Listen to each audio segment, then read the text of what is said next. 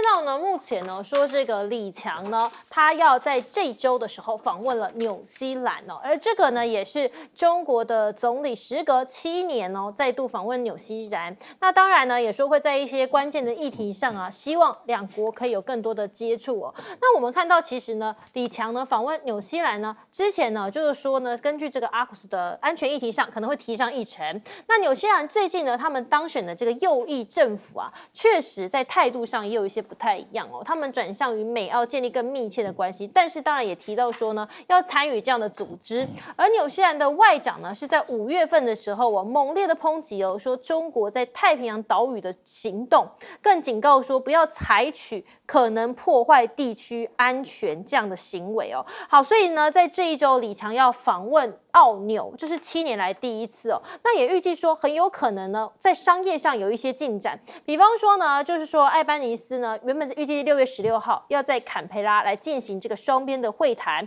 那行程是李强呢会前往博斯来出席这个 CEO 的圆桌会议，到时候包含大型的矿业公司啊、银行啊、农贸出口商这些呢有业务往来的高层都会参加这一场会议。所以呢，这一次的出访哦，也有可能是对于澳洲的活龙虾解禁，是不是大家也很期望说可以提供一些契机哦，也是作为双方未来恢复友好贸易一个关键的讯息哦。好，那另外我们看到哦，中国现在呢准了澳洲牛肉入关了，巴西开始觉得有些不安了，因为呢他们现在向中国出口的牛肉已经是占总产量的40%了。那中国在5月29号的时候取消了针对澳洲牛肉的禁令了，当然巴西方面呢也很担心说会不会影响到他们的销售，因为在中澳外交关系不错的时候，当时呢，中国是澳洲牛肉的第2大买家。分析就提到说，美国作为全球第1大牛肉生产国和第2大牛肉的进出口国，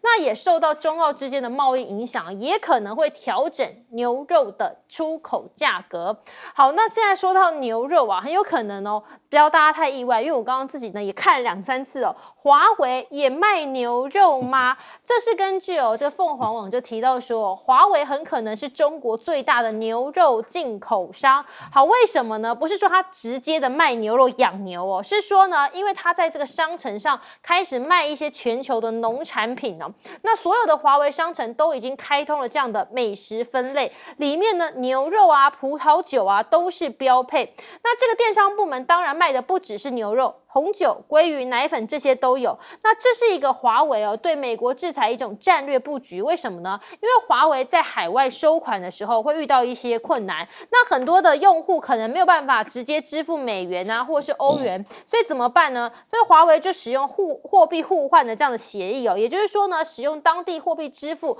当地的开支，那么采购当地的产品再运回中国大陆来销售，避免这样的汇率风险啊，或是增加了他们的收入来源哦。最简单的讲法其实就是像这样子哦，阿根廷呢就是第一批购买这个华为5G 的国家。那为什么你可以看到他们卖阿根廷的牛肉呢？就是因为阿根廷干脆就直接把牛肉当作钱，他们没有外汇的话，就拿这个牛肉来当作是一个通货，拿来抵账。所以呢，我们就想到说，任正非在2013年的时候，他曾经在一个会议上面就讲说，电商做好以后呢，我们酒也会在这边卖，阿根廷买回来的牛肉也可以在网络上卖了。当时呢，他还说这只是一个比方啦，没有想到11年后呢，这段话是真的了。那华为现在呢，还要自己来研发 AI 的晶片呢，因为呢，现在这个当然 AI 的热潮嘛，我们知道最夯的就是辉达了。那华为现在也推出这个 AI 晶片呢，是可以训练大型的语言模型时，号称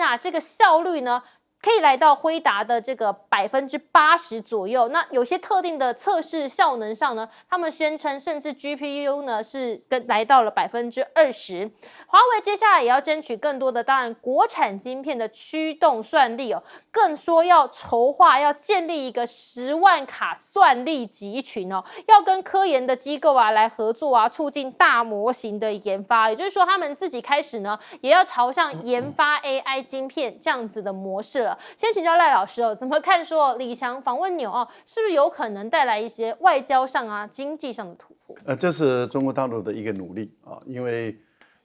澳大利亚好不容易一直在努力修补跟中国大陆的关系，中国也蛮珍视啊，蛮珍惜啊这样澳大利亚的政府的努力。那当然，大陆也不希望说纽西兰啊它又转向了，因为过去纽西兰它是认为跟中国大陆维持好关系是比较重要的，但是这一届的政府似乎有一点点在转向，所以大陆在做很大的一个努力，就是把他们再拉得紧一点。本来纽西兰跟澳大利亚有个想法，他就是说我们可不可以把安全跟经济分开？那经济我赚你的钱，安全上我跟着美国跟你对抗。那这个对中国大陆来讲是觉得不太合适吧？你一方面赚我的钱，拿我的钱去养你的军队，再拿你的军队跟美国来对抗我，然后参与这菲律宾的一些事情，这个不太合适。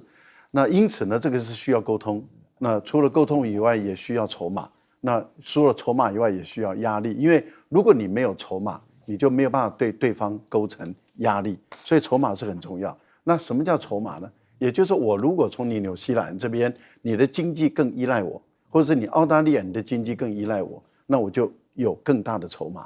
如果你都不依赖我，我就没有任何筹码了啊！我想这个部分里面就把筹码先建立起来。那这样的情形下，如果你不考虑你的厂商、你的生产制造商、你的酪农、你的牛农、你的利益的话，那你要跟着美国对我对抗，那对不起了，那我只好把你的龙虾关掉，把你的红酒关掉，把你的矿产关掉等等的，这个是我可以做的事。这代表什么？这个就是筹码，所以筹码要先创造。我觉得这一点的努力是有必要的，也是一个谈判的技巧。对，有这样的一种做法，我觉得这个做，而且这个对中国大陆没有坏处。为什么？你想想看，如果从纽西兰或是从这个澳大利亚进口更多的牛或是牛奶的这种乳制品的话，那中国大陆对于欧洲就有更大的筹码了。例如说，大陆现在已经开始考虑对于欧洲要实施所谓的乳制品的反倾销税的调查。那这个对于欧洲的这些反中的，或者目前来讲想对中国大陆调高汽车关税的国家来说的话，他就要考虑再三了。这个就是筹码。好，同样的，我可以从澳大利亚、从纽西兰进口更多的牛肉的话，这个对美国的牛肉商，那么卖到中国大陆的牛肉商来讲，他是不是要减价？那这个对中国的消费者是一件好事情啊。同样的，巴西也必须要想办法减价。因为这样的话对中国的消费者就是好事啊，所以这样子做法的话，事实上是有各方面的好的多赢的一个局面在思考，所以我觉得这样的一个动作其实是有必要的。有关于华为的问题是这样子，因为当时阿根廷的经济陷入困境，它的外汇用光了，它的债台高筑，它甚至在 IMF 里面都要清算它了。这样的一个情形下的时候，那中国大陆当时用人民币来帮阿根廷，也就是阿根廷欠 IMF 的债是用人民币来支付，可是那个人民币你怎么还给我？那因此当时就由华为出面了，华为就用以货易货的方式，也就是我把我的5G 的系统卖到你阿根廷去，那你阿根廷根本没有能力来支付嘛，因为你阿根廷的经济出问题了，怎么办？你牛肉卖给我。那也就是说，我们把这个价钱总额算出来以后，看看你当时阿根廷的牛肉的价格多少钱，我就给你买。买来以后，就变成由华为的电商来帮阿根廷在中国的境内或是境外来卖这个牛肉。这个就是，促成华为变成一个牛肉的电商的这样的一个情形。可是它是帮助阿根廷啊。可是阿根廷的右翼政府上来以后，对中国大陆采取非常不友善的一个动作。可是这个合约当时已经签了，是前政府签的，所以华为继续履行合约。那现在要看的就是这个米莱这个右翼的这个政府，它本身会不会继续下去，还是说它要改变它的态度？我想这个未来的一个走向还有一段路在走，但是至少华为的电商已经有了阿根廷的牛肉。对，这个接下来继续关注。来岳老师怎么看说华为现在也要自己研发 AI 的晶片，说是要校正辉达。阿根廷的牛肉最好啊！大家要搞清楚啊！我们从小读地理的时候，蓬巴草原啊，全部在养牛啊，牛比人多3、4倍啊！大家要搞清楚啊！一样的牛啊，可是西方人吃的牛肉就是不一样，为什么？因为他们地广人稀啊，牛养的非常多啊。我跟你讲，说句良心话，什么澳洲啦、巴西啦、什么阿根廷啊，全世界好的适合养牛的地方都被他们占满了。那么他们现在的话呢，生活由俭入奢易，由奢入俭难呐、他们基本上买不到东西的话呢，因为他们没有美元呐、因为没有美元的关系，他们现在选那个总统米莱疯子啊，居然讲说阿根廷自己钱不用了，改用美元了，自己国家的主权货币都不要了。那在这种情况下，阿根廷本身的发展，请大家要稍微注意啊，阿根廷不是落后国家，阿根廷是不争气的国家。全世界在发展过程倒过来的话呢，原来阿根廷是有法国的这种生产水准，现在搞了100年之后，现在穷得不得了。你这据米莱自己讲的，排名第140几名啊，全世界才180几个国家，这么富裕的环境，这么多的白人的话呢，现在阿根廷想要用现代的设备的话，他用牛肉刚好啊，为什么？他用牛肉刚好弥补了3样缺失啊。第一个的话呢，就是他自己阿根廷牛肉非常好。我再强调一遍呢，以前我有个朋友，他是太远了，要不然我们都该去那边吃牛排的，你知道吗？啊，所以我们平常在台上对面阿根廷对呀、我们现在吃牛肉什么恩格斯牛肉什么的话呢，比起阿根廷的话呢，人家是价美物廉了，不是物美价廉啊，这个大家记清楚，因为讲的太激动了。然后第二件事情的话呢，这个实际上啊，真正的来讲的话呢，货币是空的了。美元本身迟早，美元能够换什么？这样的乱印下去的结果的话，我跟你讲，老早就有，像这有，比如说意大利有一家很有名的小镇，他们出的气质是世界有名的，叫帕米恰诺，他们本身的货币就是一个一个的气质摆在那边，作为整个财产的一个支付。阿根廷就是牛肉。然后第三点最重要的是，本来大陆就在玩这去美元化嘛，去美元化的话呢，你想想看，各国都有这种。这个物美价廉的东西嘛，像巴西啊什么，他们竞争就是故意制造他们巴西啦、澳洲啦，然后阿根廷啊，竞争这个牛肉越买越便宜啊。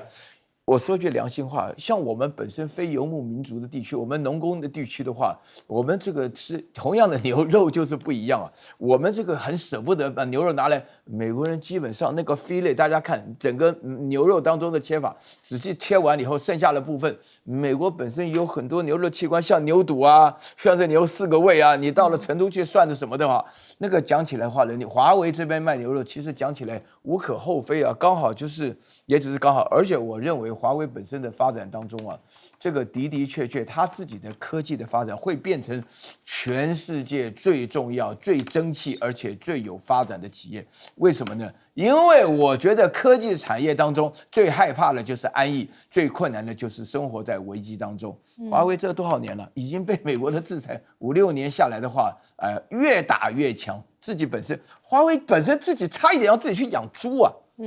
为了企业的生存，它就有今天的成果，是一个非常励志的故事啊。那委员是不是一种去美元化的战略布局？是，我想这2个问题我们都直接来谈。第一个呢，不要把华为当为只是电商，它现在呢，在整个的全世界里面，它会变成大陆里面蛮大的一个大贸易商。怎么来讲？因为现在很多需要4G、5G 的国家，但是经济上是有压力，就是有货无汇。就是它有矿品、有矿产、有农产品、有货，但是它没有外汇。那这个怎么办呢？但是呢，它又要发展经济，它又要电信。那这个时候，只有中国、只有华为可以说，我帮你设电信。那电信的这些费用呢，我就把你这个国家的货，我就换回来。换回来，各位看到的是食品，还有很多的矿产品。所以它不是电商而已，它会是一个大贸易商。而这个大贸易商以货易货，那所有什么叫货币？能买得到货的才叫币，没有办法，不然就是废纸一张嘛。第二个就是您刚才特别提到的有关华为这个晶片的问题。那因为我个人的事情的业务里面呢，涉及到这一点，所以稍微有点了解。那目前的 A100啊，就是 A100就是有关那个不是这个英伟达的，英伟达100呢，大概现在新的 GB 马上就要出来了，但是就 A100是非常强的一个芯片。那目前呢，华为自己生产的芯片呢，910B 啊，大概呢可以在非设定的范围内，就没有学习的那个范围内，大概可以达到 A100的80%的能量。但是不要忘了，这个不是达20芯片，是在特定的范围内，比如说数学要解决这个问题，要解决这个就有特定的对象的能量，它是比 A100 多20%的能力，不是大20啊，是高出20%的能力。那可是这里呢又有一个很大的不一样，那就是英伟达是负责设计，然后呢台积电这边它其他负责生产，其他人买来使用。但是呢华为不一样，华为是我自己设计，我自己生产，然后我自己要来用，用什么？比如说几个，我先讲马斯克。马斯克现在呢，累积了10万片了，就是10万片的这类AI 晶片做什么？就是要做这个题目上我们所讲的，这要做一个这个什么？这个电算中心的10万片。那现在呢，他过去是8万，现在马斯克他已经累积到10万了。目前华为也以10万做目标，那这10万从哪里来？自己生产而来，所以它会更大的一个能量啊。当这个生产完以后，自己用可以生产给别人，这就是为什么黄仁勋一直讲，美国啊不要随便压制中国，压制中国的结果，我的压力会很大。因为照的应该你来用我的，大家都轻松嘛，那你也不要花时间了嘛。但是显然，华为现在走出了设计、生产、自用这样一体的情况，将来还有能力外援。对，就变成一条龙式的生产。好，我们接下来看到是这个金砖的外长会议哦。我们看到王毅呢，他抵达了俄罗斯哦。那么呢，当然他第一时间呢，他一抵达之后呢，毫不犹豫哦，你看到画面上呢，他就走向前了。而且呢，这是一个俄罗斯的一个礼仪啦，就是有一个小朋友，就是他抱着女生，她抱着一篮的面包，那他就直接呢拿着起来哦，沾了旁边的盐巴就直接吃了。那当然呢，你看到的时候，我们看会有点惊讶，说，这会不会有一些安全上疑虑呢？不过这也显见说呢，确实哦，这个中俄的关系呢是相当的良好的。那这个在外交场合上呢，其实是非常非常难得的哦，因为国际社会上啊，这样子外长哦，直接当场就吃不是自身团队带来的食物哦，确实呢可能会有一些安全上的考量哦。不过确实你看到刚刚画面上，他就吃了起来。那在这个外长会议上呢，其实王毅也提出了一个所谓大金砖的战略哦。他说，当前个别的大国是重拾了冷战的思维，那拼凑出呢地缘政治变成一个像是小圈子，然后公然呢抵制了联合国安理会的决议哦。所以他认为这个时候我们应该要发挥所谓大金砖的一个政治的意涵哦，把金砖打造成新兴市场啊、发展中国家啊等等这样多边的合作机制。那他也提到说呢，过去1年其实金砖的合作是有亮度、有速度、有强度的。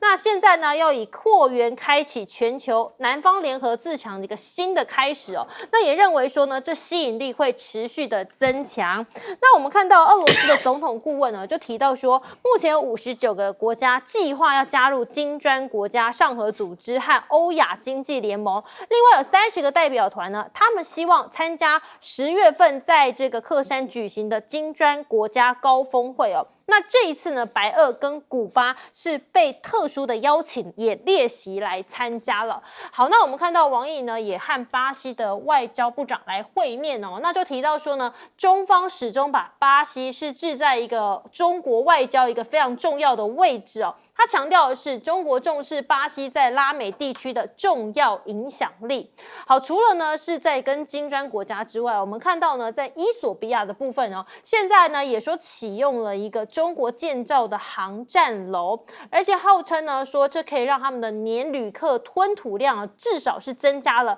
1倍以上。那除了是刚刚我们提到的机场之外呢，伊索比亚和东非的第一条高速公路哦，及这个另外的友谊广场，其实也都是跟中国大陆呢就是援建而来的。那伊索比亚的总理呢就说，他有注意到哦，这个积极参与东方国家的建筑活动，他感谢中国大陆的积极贡献。好，除了是这个非洲，另外在摩洛哥呢，还有这个国轩高科哦，421亿就设厂在这边。那他说呢，这个其实是一个电池制造原料的一个大国嘛，所以呢，他说在这里头呢，磷酸盐的储量占世界储量的75%，另外还有很珍贵的这些丰富的矿产资源。所以呢，摩洛哥这个地方有多重要呢？因为它跟欧洲在地理上也是一峡之隔，所以它也是可以视作是中资要出海欧洲一个相当重要的门户。也就是说，这其实是有整体战略考量的。那现在呢，中国大陆也向布吉纳法索除了经济上呢，还有就是在这个军事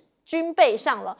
交付了有关于呢50辆军用车辆，另外呢还有是40辆的防雷巡逻车哦。你可以看到在画面上呢，就是在整个交付仪式的现场哦，有好几辆的军用车辆啊是排站哦并肩的停在这边，另外还有40辆的防雷巡逻车呢，一口气哦都来交付给这个布吉纳法索的武装部队了。那其实呢，中国在非洲派驻有这样的私人军事公司的4个国家，除了是中非共和国、吉布地、伊索比亚，另外还有苏丹。所以啊，有一个评论就形容说，这是什么呢？中国武器正在占领非洲，因为2019到2023年间呢，有21个撒哈拉以南的非洲国家，他们接受了中国武器的大量交付。那另外呢，从2020年以来，中国也已先向奈及利亚交付将近有300辆的装甲车等等的这些武器哦。还有呢，近期啊，在辛巴威呢，中国也捐了一个2800万美元的一个装备哦。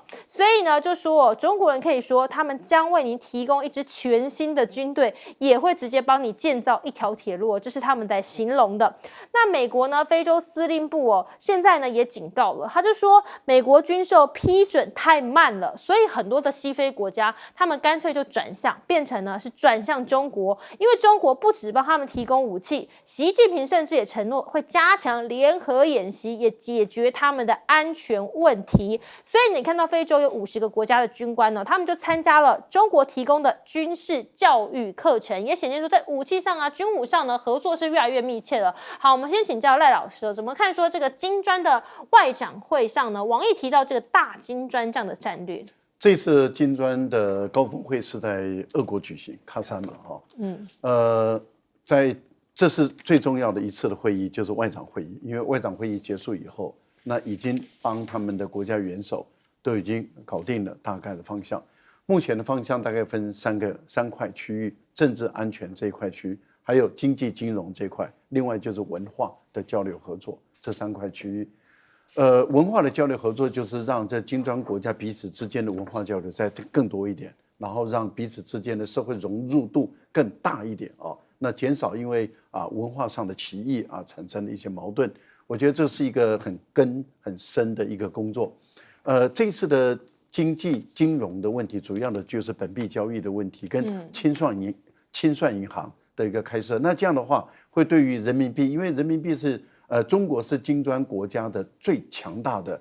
经济体，而且也是工业体系最完整、金融体系最强大的一个国家。所以呢，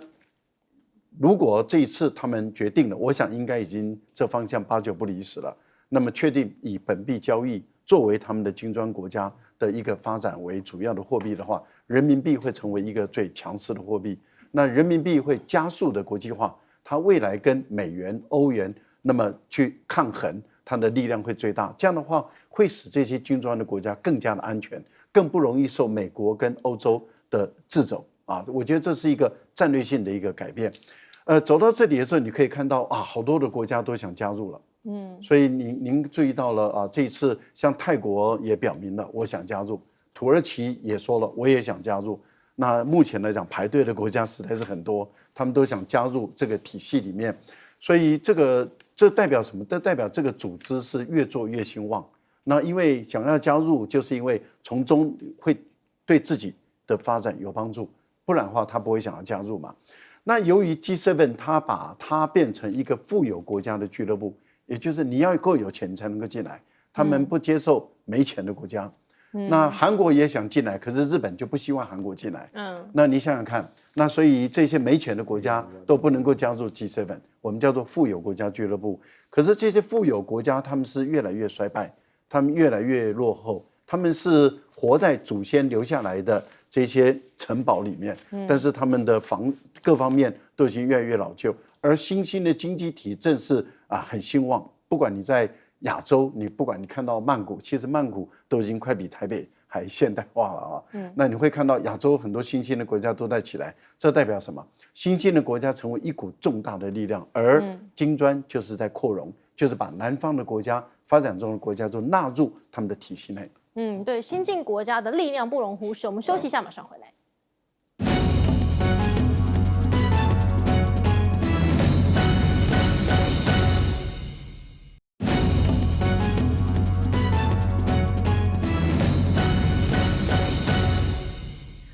节目现场，岳老师怎么看说华为现在这个卖牛肉？那刚刚讲到牛肉，那现在还有金砖呢？这个59国他们要抢入上合组织的。我跟大家强调一个重要的观念啊，因为我1984年的时候人在欧洲的时候啊，伊索匹亚闹大饥荒啊，当中啊发生了一件有名的事情啊，大家都不知道，因为现在看以色列部队里面有黑人啊，犹太人把伊索匹亚的犹太人全部14000多人带走啊。其他的根本不管啊，饭都没得吃啊！到今天呢，我看这个消息啊，伊索匹亚我都不敢就变成了金砖峰会里面的重要的成员之一啊，在里面整个因为中国的建设而脱胎换骨啊，这个的的确确是很伟大的事情，因为我永远不能够忘记啊，那个时候我跟比利时一些小鬼头住在一起，他们的垃圾桶上面就写法文的普雷头皮啊，意思就是说这个垃圾桶里面的东西是给伊索匹亚人吃的。我跟你讲，那个严重。我为什么要讲到这件事情啊？因为大家要了解，请大家稍微去看一个很有名的，在哥伦比亚大学教书的叫萨伊德啊。他说，被殖民地区的人呢，他已经完全忘掉他有发展的可能性，因为他的发展完全按照宗主国的方向来发展。今天中国制造出发展的新希望啊！我跟你讲，这件事情非常重要。为什么？因为你被殖民的人的话呢，所有的大家一定要了解。因为我自己读过开发中国家政治的这个学位啊。因为你如果同学里头有非洲来的，有东南亚地区来的，其他包含很多被殖民人的话呢，他们发展都以自己的宗主国为主，所以那个时候你就会发觉说，他们在发展方向来讲。比如说那个非洲有大概50几国讲法文的话呢，他们就会觉得说，真正从巴黎来的才是真的有价的东西。那今天来讲的话呢，中国跟俄罗斯的联手创造出了一个非常奇特的景象，他们要发展全球南方，他们要发展金砖峰会，他们要发展联合国的基本价值。我觉得这一件事情是非常非常重要的。为什么？因为以色列最近啊，他们才宣布联合国本身就是恐怖组织啊，嚣张到这种地步啊，请大家要稍微了解一下。如果说这个世界一直由西方帝国主义的人所把持的话，整个世界不会平静的，因为他们根本没有发展的机会，只有中国的协助下才有发展的空间，这个是事实啊。更多的国际内容，等一下马上回来。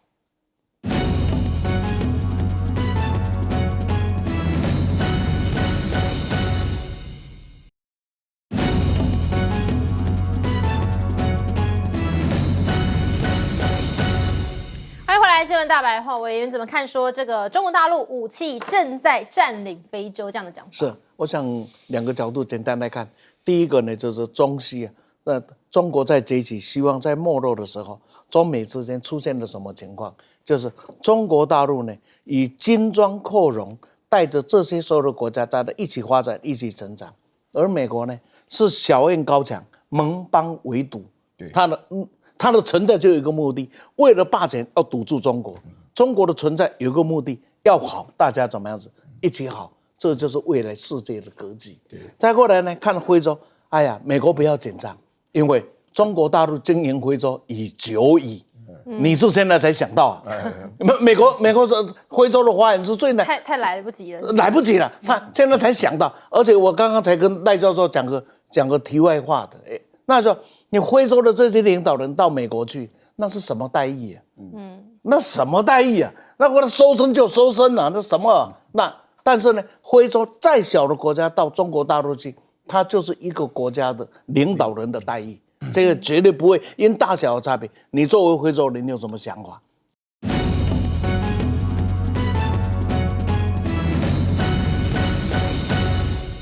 喂，你好，欢迎持续锁定新闻大白话，我是今天的节目主持人李作恒，来欢迎这一节要参与我们讨论的来宾，国际政治专家赖岳谦赖老师。主持人好，观众朋友大家好。前立委李胜峰。主持人好，大家好。台大哲学系教授苑举正。做很好，各位观众朋友大家好。好，我们先来关注这个大家刚刚讨论到说非常荒谬的事情，就是呢，中国大陆一个陆籍的快艇呢，它竟然呢就这样一个人单枪匹马在大白天闯到淡水河。好，那我们的国防部长呢顾立雄他就说，确实我们没有办法排除这是不是一种灰色地带的手法测试底线哦。他也坦言说还在厘清调查当中了。好，可是呢，现在我们看到美国呢也很担忧说中共的军事战力力到底是如何？我们看到呢，中国大陆就秀出了这个巷战的一个机器狗有专家就直言说，这其实呢是不是在威吓台湾呢？美国的这个安全研究中心副主任呢就提到说呢，军用的机器狗在最近呢中共的军演当中，你可以看到都有亮相，它不排除这个是对台武吓剧本的一环。那么另外呢，也有分析家认为说呢，这样的军事布置最可能是应用在哪里呢？就是对台湾的城镇战当中了。那由于台湾西部有高度的城镇化，所以解放军一旦的成功抢滩登陆自然呢就会进入到复杂的都市攻防战了。这样的分析大家就联想到刚刚我们讲的嘛，这个闯淡水河的事情呢。好，那另外呢是看到中国大陆三管齐下的海上威胁包含日本菲律宾、台湾同样现在呢都是紧张的氛围提高的。那另外呢，中国呢也把这个侵略行为限制在分析人士他们认为的灰色地带，也就是刚刚提到的那确实呢也没有真的实际发生冲突，只是我们看到在最近呢，其实争议比较多的包含金门以及钓鱼台还有黄岩岛，都是在第一岛链上那现在美国怎么办呢？是不是要拉日本来对抗中国呢？好，美国海军呢现在说要加强对中国大陆的监控，所以呢包含第2架的这个相关的呢海军的也无人机也部署到了冲绳了。冲绳时报就提到说，在9号的时候呢抵达了嘉手纳基地，美国军方准备呢要加强在中国活跃地区的监视和一些相关的情报行动那美国驻日本的大使也坦言，他就说呢，确实他们是需要日方的协助。他说日方如果能够承担美国军舰的船只修理保护作业的话呢，美国就可以专注在建造新的船舰，这有助于呢维持和中共抗衡的力量。好，但是呢，现在日本呢确实呢在整个社会上和中国大陆对立的状况呢，我们看到就是靖国神社这件事情呢，尽管说日本和中国其实是没有引渡条约的，但是呢，有日本在地的当地媒体就认为说这个事情太严重了，所以他喊话中方应该要配合日方的调查，甚至呢应该要把这个嫌疑人呢送到日本。好，但是呢自己这个日本政府岸田可能呢是逃开冒了一手。为什么呢？因为呢 NH 跟的民调当中就显示说，他的不支持率还比上个月份还上升了5%，已经是来到了60%了。那岸田的内阁支持率呢下滑了3%，来到了1%，这也创下了他2021年就任以来的一个新低了。好，另外呢，另一头看到是菲律宾是不是也来加强抗中的行动呢？我们知道在南海的印象，菲律宾跟中国是不断的交锋那么现在日菲呢有一个所谓的2+2磋商即将就要登场了。日菲的外长和防长呢预计在7月8号在马尼拉来举行这样子的会议那两国当然现在就是要力争说呢可以签署这个互惠准入协定那这为什么呢？他就是提到说呢，未来在军队的协防等等军事上的合作，双方可以更进一步的深化。那菲律宾的总统小马可仕就坦言说呢，现在来讲，外部的威胁变得更加明显，也更令人担忧了。所以这是为什么他们要做好准备的一个很重要的原因。他说，菲律宾必须做好应对这样外部威胁的一个准备但是呢，现在有调查就说73%的菲律宾人，他们其实是支持对北京采取军事的行动的。他们呢支持说，透过这个军事行动维护菲律宾的领土权利。比方说，像是可以扩大海军的巡逻或者是增派部队那另外一头呢，当然中国大陆对于这样子的说法他们就指责了。他说，这背后的引武者是谁？背后的引武者其实是美国。他说呢，这个美国是为首的军队正在南海推动军事的部署和行动这是加剧海上的争端和冲突，其实也损害了沿海国家的合法权益。好，我们先请教委员怎么看说当然现在这个中国快艇闯入淡水河，引发大家的哗然可是呢，这是不是真的也是类似的，像是这个巷战等等，可能就是剑指台湾了？假新闻，我第一句话，发生这个事是真的，所有的推论是假的，理由很简单，假如这个人入侵了台湾，这是真的，然后呢，应该怎么样子？应该调查清楚，才公开开记者会，是不是？结果今天已经怎么样子？大阵仗的记者会，就为了一个开庭入侵的人，然后署长亲自主持，然后呢，这个发言人呢讲了一大堆，然后要给大家问到饱，但是能问出什么？道理，假如这是有问题，应该调查，调查完以后公布，该谴责谴责，该骂该骂，那该误闯误闯，是不是？没有，我们叫大家为什么想借着这个事情想来凸显这些什么啊？来推出一个新的名词，叫做灰色地带。我们现在新名字很多嘞。那在我的看法，只是这样而已。他就是要让你跳舞，就像菲律宾一样，搞出73的民力，跟中国大陆干啊没有关系。他的目的是这样子，是把台湾要送到哪里去？这一群人真是没良心到极点了。第二个就是这一个话是伯恩斯最近才讲的，这中国大陆最近呢，在东海跟南海就非常的霸凌邻近的国家。那我要请问，指的是哪里？这日本的钓鱼台，指的是现在的菲律宾的黄岩岛。别忘了，钓鱼台是属于中华民国，然后呢，这个宜兰县呢头城乡，头城镇。当这样子的时候，台湾跟日本在钓鱼台有所争议的时候，大陆只有口头声明，从来没有动作。OK， 那么到什么时候？就是当两边和好起来了，这马英九的时代，两岸和好起来了，日本紧张了，两岸会不会联手来处理钓鱼台？那就他就没得份了。所以他赶快跟台湾订了一夜协定，因为台湾只要有鱼可以捕，那这主权属谁的，先放一边好了。但是呢，这个事本来就这样停下来，结果日本又干了什么事，就把它给国有化，而且就在习近平刚上任的时候国有化。一国有化之后，钓鱼台生变了。开始的时候是我们的渔船到钓鱼台被日本赶走，国有化之后，中国大陆出现，两边是对峙。对峙完了以后，变成你来我走，我来你走，到了现在是中国大陆正常的巡航，然后日本呢，目睭金金狼相东在那边看，等到有空档才开始进来。对，这个时候是谁霸凌了谁？中国大陆到现在为止，从来没有鼓励过任何中国籍的人登钓鱼台，但是日本3番5次在干这个工作，所以被修理，那嘟嘟2年啊。那我再问。黄岩岛的事情，仁爱礁的事情亦然如此。仁爱礁的那一条今天已经停在那里那么久了，在杜特地的时代里，大家有一个默契，就让时间解决这个问题，是吧？那个时候你听过有霸凌吗？有水炮吗？有什么吗？没有。那现在呢？你自己去作乱，自己去恶搞，天天要搞这个新闻，只是为了什么？我们不知道他的交易的目的。然后现在反过来说，你来欺凌我。哇，美国人习惯用了他们话术的霸权，已经掌握我们的声音太久了。我觉得我们不应该再沉默，不能让美国这样的语音霸权把整个的世界搞乱、搞急。现在到现在目前发生的战争，这20-30年发生的战争，哪一场是中国所属的？哪一场不没有美国的影子？战争换子是他，结果他现在站出来，我是仁爱的样子，妈气笑死人了。日本这一个不知道哪里跑出来那个小机构啊，这话说要把他引渡回来。那我问你，日本人来台湾把慰安妇的头像踢动的时候，要不要引渡回来啊？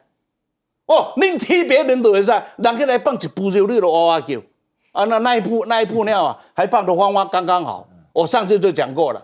那个不叫过去。对这些为国牺牲的人设立的一个像忠烈祠神社，都说是理所当然。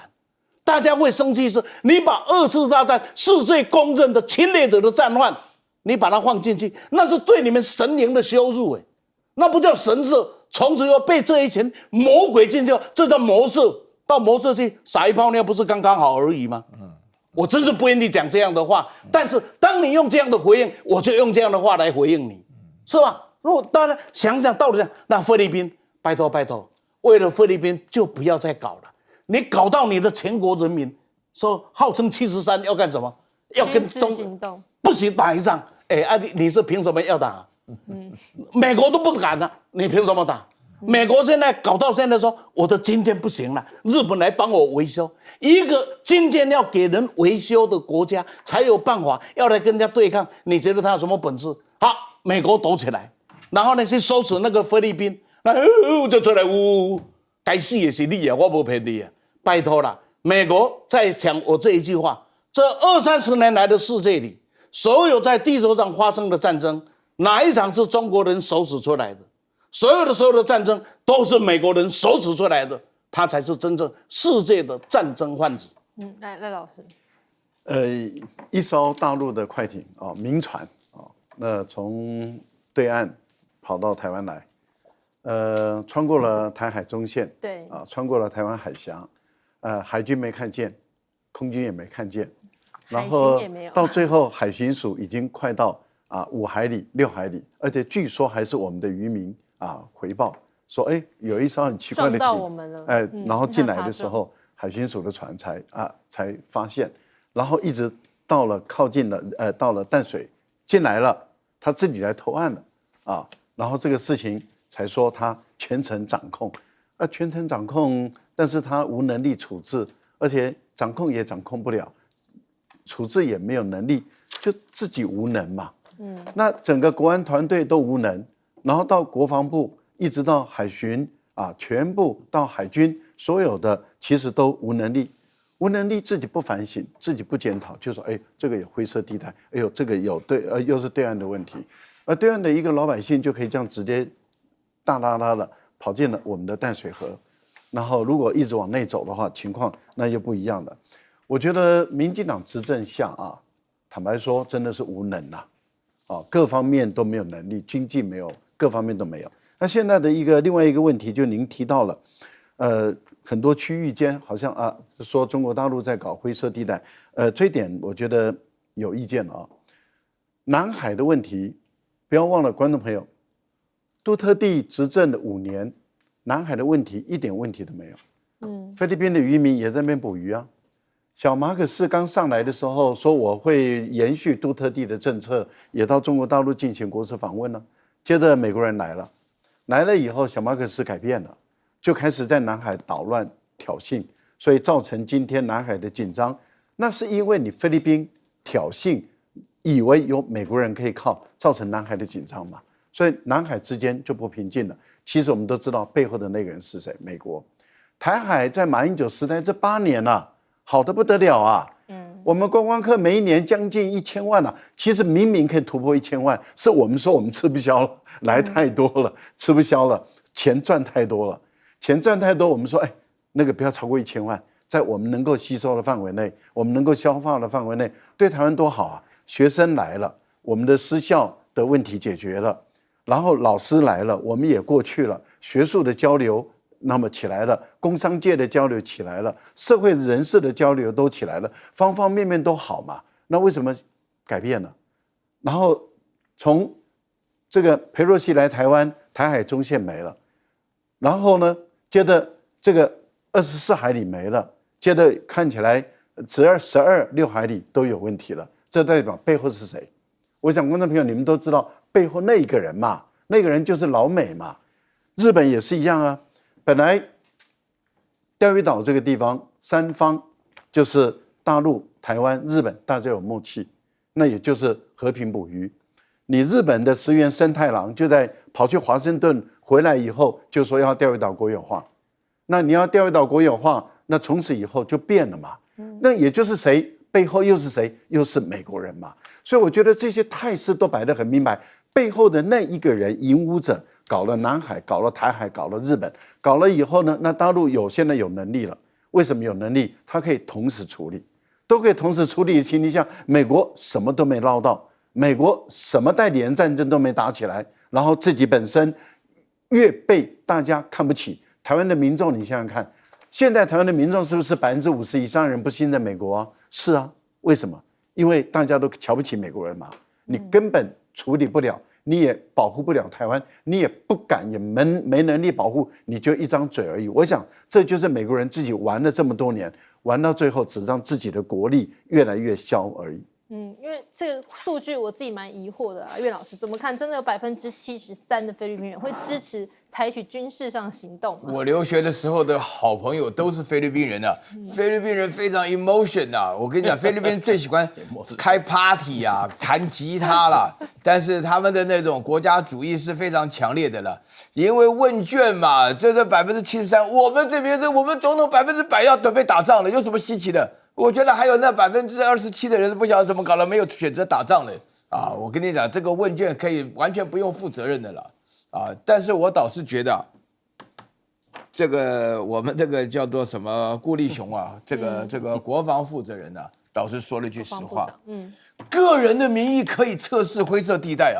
我们呢，3个那个时代当兵的时候，只要说是过了金门岛的禁限制海域，我们赖老师就是当兵的。我跟你讲，我自己认的人啊，就有开过枪的，打死过人的。开枪，这个是不是开玩笑的？哎，你这种事情啊，其实就是应该，就是说，尸体摆在那边，你过了界限就要打死你。什么跑到淡水河上面来的？这个就是在测试你的这种底线。什么叫灰色地带？这是明明白白的不怕死。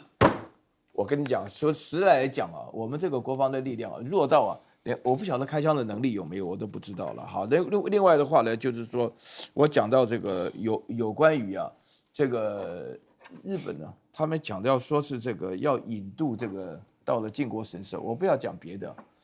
那这些人他走了以后，那你没有引渡的条款，你现在讲这种事情啊，你要干什么？他只有一个目的了，很明显就是要引发日本的民意，就是日本的民意到现在他觉得不够，日本的民意有90%人不喜欢大陆人啊，但是我告诉你，我刚从大陆回来，大陆有100%的人不喜欢日本，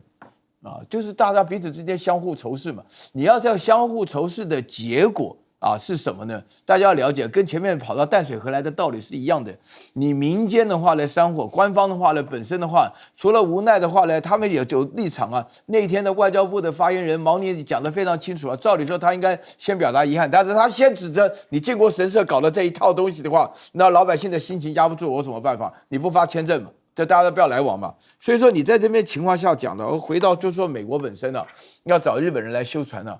这个我听了非常惊讶，你知道为什么？因为前阵子的话呢，那个搞那个四方联盟的时候，美国的船是要到印度去修的，我当时就发觉不得了啊！现在因为钱太热，我坦白跟你讲啊，美国的军事上真正的问题不是不先进，也不是说打不过谁，